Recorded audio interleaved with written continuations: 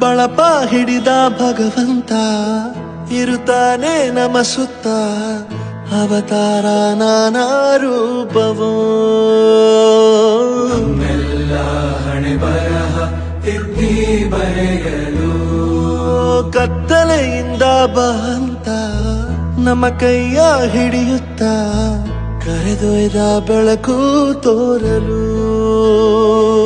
ಭಯವಾಗಿ ಗದರೋದು ನಮ್ಮ ಬೆಳೆಸಲು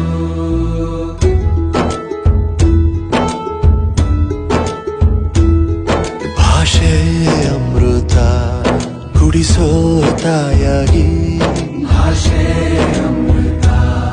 ಕುಡಿಸೋ ತಾಯಾಗಿ ಭವಿಷ್ಯ ಬರೆವಂತ ತಂದೆ ನೋವಾಗಿ